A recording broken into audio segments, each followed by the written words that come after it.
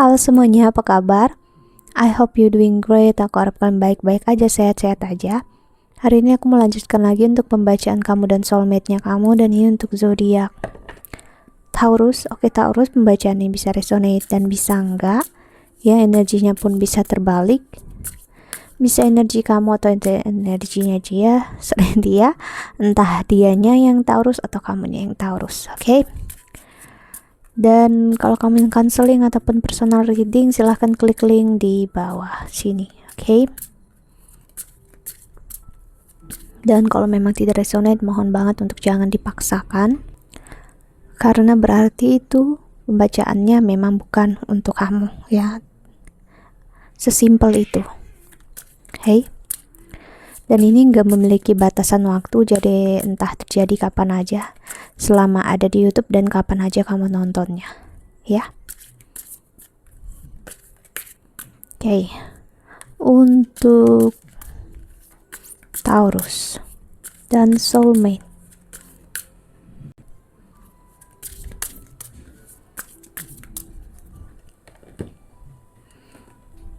Ada The Tribe, Observer,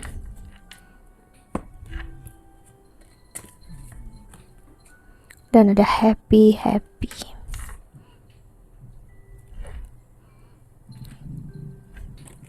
Dan di the bottom of the deck-nya ada By the Book. Seseorang di sini mencoba berpikir sejenak, ya, tentang apa kebahagiaan itu, tentang apa yang udah ditakdirkan, dan tentang apa itu home atau rumah. Home dalam artian di sini adalah kayak tempat aku pulang, tempat aku nyaman, tempat dimana aku tempat yang aku tuju, gitu ya. Tujuan aku untuk hidup ini, ya, itu apa? Home itu apa? Home itu siapa, atau home itu berbentuk apa, dan kebahagiaan itu apa? Seseorang mencoba untuk berpikir sedalam itu, ya.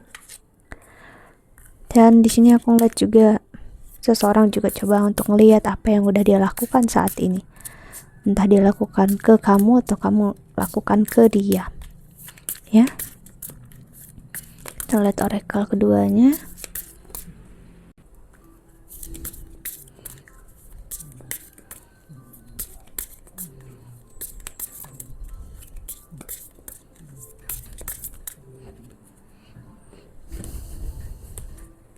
Ada heartbroken, deeply hurt, sad, separation, breakup, feeling lost, grieving, mourning.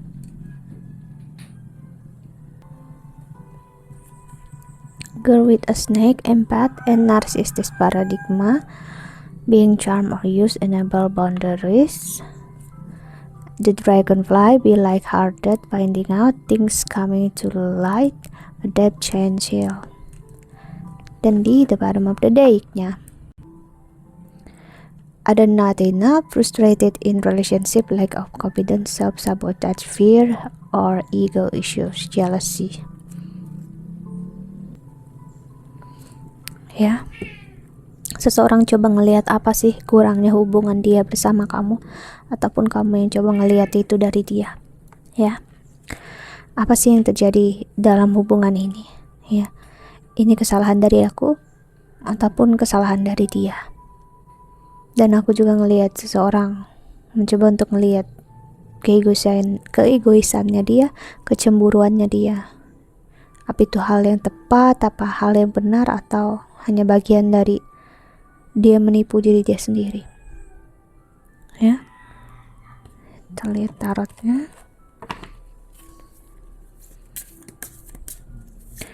Wow,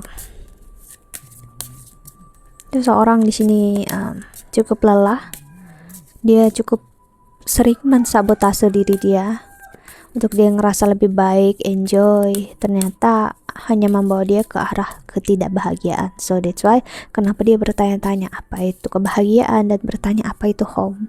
Karena kalau kita punya home, dalam artian tujuan dalam hidup. Setidaknya kita akan ngerasa atau tahu di mana tempat kita untuk menuju gitu ya.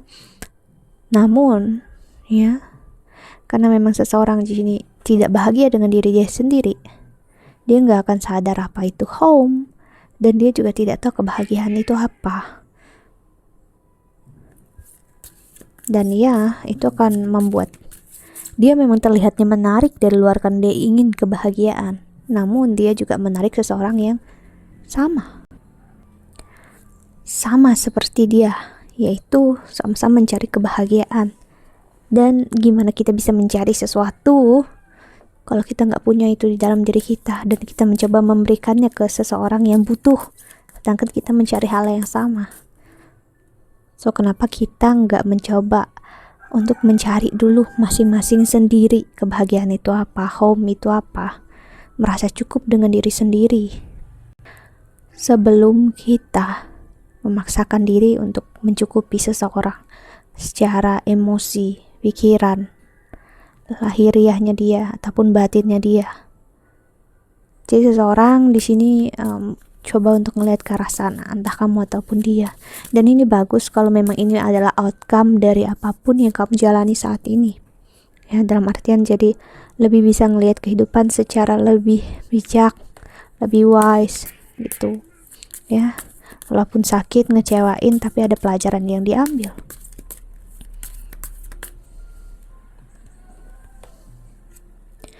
Ada the sun,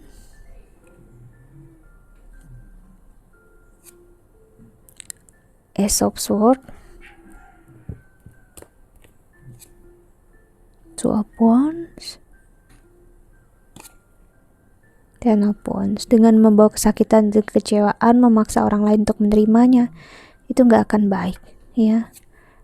Hanya akan berujung kau menjadi seseorang yang mempunyai mental victim, ya, mempunyai mental korban.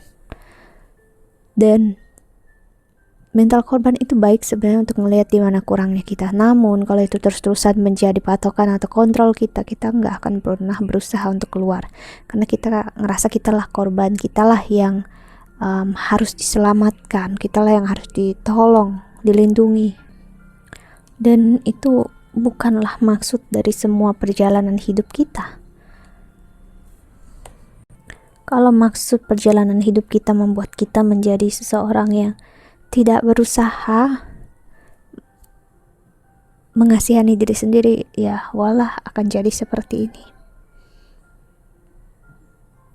Secara tidak sadar sih, mengusir atau ngeblok energi yang baik untuk kamu, entah cinta ataupun kasih sayang sih, orang baru ataupun orang lama, siapapun ini, karena dua-duanya aku ada lihat tendensinya. Dan juga orang baru ini bisa lebih dari satu untuk membuka kesempatan dia bersama kamu. Namun karena kamu sih belum benar-benar lepasin itu semua, kamu sulit untuk melihat ini, karena yang ada di pikiran adalah sakit, kecewa, ya, pembelajarannya nggak benar-benar dilihat. King of Cups. Kenapa ada tendensi masih orang lama? Karena kamu belum benar-benar ngelepasin orang yang lama, ya. Orang lama ini bisa membawa energi, memang dia menunjukkan dia soulmate-nya kamu, ya. Namun ingat, kamu tetap bisa memilih untuk bersama dia ataupun enggak. It's your choice, ya. Bukan berarti dia soulmate kamu harus bersama dia. No, sih. Kalau kamu ngerasa kayak gitu, kamu hanya akan membawa diri kamu ke kesakitan. Karena jika dia dalam posisi yang gak baik, energi dia toxic, ya kitanya bakal sakit, kitanya bakal kecewa.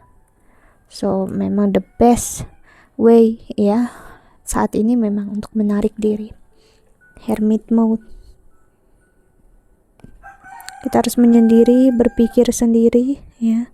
Walaupun kita ada rasa ingin memasuki sebuah romantisme lagi, namun kita lihat apakah diri kita siap, apakah diri kita kuat. Ternyata enggak. Aku nggak bilang kalau aku perfect, sempurna dengan aku mengatakan ini ke kamu. Aku pun sama dalam posisi yang masih belum benar-benar ngerasa cukup ataupun siap. So that's why, ya, Dengan sembari aku belajar, aku juga ingin membantu orang lain ya. Entah sampai kapan aku bakal siap ataupun memang waktunya untuk aku melangkah jauh gitu ya dalam sebuah hubungan. Dan aku nggak mau tahu lagi tentang apa yang masa depan itu. Aku hanya ingin tahu di masa sekarang untuk aku sebaik-baiknya membantu orang lain ya, yang mungkin ada di posisi yang sama seperti aku. That's it gitu ya. Jadi dalam artian tidak lagi tentang hanya soulmate, twin flame kamu, rasa kamu saat ini atau kehidupan kamu, namun sesuatu yang lebih essence, sesuatu yang lebih ilahi dalam diri kamu ya. The Emperor yang ingin banget kamu jamah, ingin banget untuk kamu buka si spiritualitas di sini ya, mengajarkan kamu banyak hal untuk belajar, terutama dari percintaan ya Taurus. Mau nggak mau kamu harus menjalani ini, dan pelajaran terbesar kamu memang dari percintaan. Percintaan membuat kamu menginginkan kebahagiaan, desire akan kebahagiaan ya, namun kamu bisa menginginkannya dari orang yang tidak baik atau seseorang yang memang dalam posisi tidak baik. Kalaupun dia baik dalam artian dia nggak ada intensi buruk, namun kalau dia dalam kondisi yang nggak baik, dia akan memperlihatkan ketidakbaikan juga kan. See? The Tower.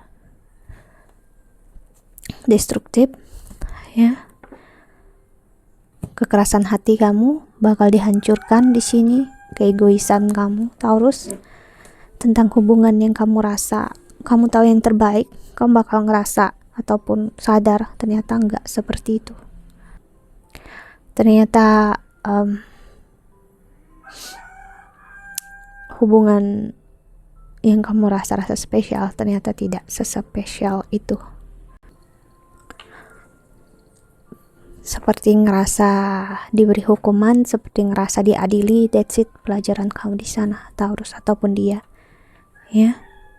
But bukan berarti kamu gak bisa ngerasain ini semua, hanya aja untuk saat ini belajar untuk tentang kesakitan itu sampai kamu siap, sampai kamu ready untuk kamu tahu kebahagiaan itu apa ya.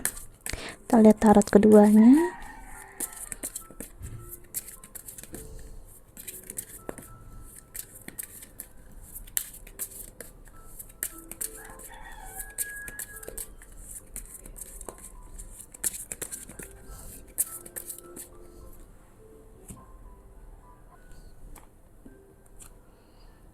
Two of Pentacles, Temperance, ada energi Sagittarius. Ini membawa ke arah spiritual banget ya Taurus. Kings of Pentacles, tentang what if spiritual, what is love ya. Apa sih cinta yang sebenarnya dan apa itu spiritualitas? Apakah ini tentang memiliki, tentang ego, atau tentang emosi, atau tentang apa ya. Dan ada Eight of Wands. Kamu perlu untuk banyak komunikasi, bicara dengan diri kamu dengan jiwa kamu sendiri, bukan hanya dengan orang lain, bukan dengan sosial media ya, namun dengan diri kamu sendiri. Setelah kamu mampu ataupun kamu gak mampu saat ini, that's okay, gak apa-apa. Kamu bisa minta bantuan orang yang lebih profesional. Kenapa kita perlu bantuan orang yang lebih profesional? Karena dia satu langkah lebih dari kita udah ngelewatin proses ini. Kedua ya, dengan adanya kita memberikan sesuatu ke dia, dengan dia meminta tolong, ibaratnya ada barter energi. Dengan begitu kamu membantu untuk checklist satu karma kamu. So that's why kenapa untuk urusan seperti ini ataupun energi seperti ini itu nggak bisa tanpa ada barter energi. Dalam artian kamu harus memberikan sesuatu ya kepada sang profesional itu untuk dia bisa memberikan juga sesuatu ke kamu. Ya, sesuatu itu apa? Aku rasa kamu bisa mencari tahu itu sendiri. Namun yang pasti saat ini energinya adalah memang untuk giving for yourself ya, berikan diri kamu. Investasi diri kamu itu jauh lebih berharga daripada investasi keuangan yang memang bisa untuk kehidupan kamu kelak ke depannya. Namun nggak peduli berapa banyak investasi duit dan dana yang kamu punya ya, kalau nggak ada kebahagiaan dalam diri kamu ya. Kamu gak akan bisa ngerasakan itu semua. See, justice lagi, the judgment, justice, dan the tower. Wow. Jadi memang pembelajaran besar di sini Taurus ya. I'm sorry, entah memang kamu pernah menyakiti orang lain di kehidupan lalu atau di masa lalu, kamu bakal ngerasain lagi hal itu. Bukan karena diri kamu buruk, no. Untuk checklist salah satu karma kamu di kehidupan ini. Itulah caranya. Memang menyakitkan, tapi ya mau gimana? Itu udah menjadi jalan takdir kita. Mau sekuat apapun kita nolak ya, hanya menambah kesakitan. Oke, dan aku ngelihat saat kamu mengerti akan hal ini, kamu akan membawa orang yang memang untuk kamu, dekat dengan kamu. Ya, so kita lihat pesan semesta untuk kamu yang menonton video ini. Untuk Taurus,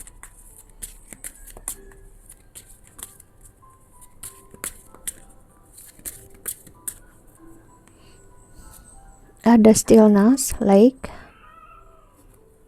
lalu the dance, celebration, lalu the river, movement.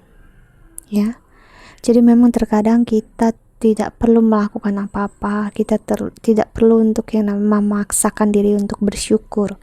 Ya, kalau memang kita masih dalam posisi berduka, nikmati keberdukaan itu sampai habis, sampai nggak ada sisanya, sampai kita nggak ngerti dan kita nggak tahu alasannya kenapa untuk kita berduka lagi, karena itu sudah lewat, udah terjadi. Ya, jadi perpindahan energi tidak akan pernah ada tanpa adanya stillness atau adanya ketenangan. Kamu gak akan bisa benar-benar bergerak kalau kamu gak benar-benar tenang dulu. Kamu harus ibarat steady dengan diri kamu, dengan hidup kamu dulu, dengan tempat kamu berdiri sekarang. Setelah itu kamu bisa untuk tahu kamu mau bergerak kemana. Tapi kalau kamu udah bergerak gak ada juntrungannya, baru kamu tiba-tiba diam, kamu bakal bingung. Kenapa? Karena kamu selama ini ibaratnya gak pernah diam energinya gitu. Jadi ini perlu banget untuk stillness, just you and your soul, that's it ya.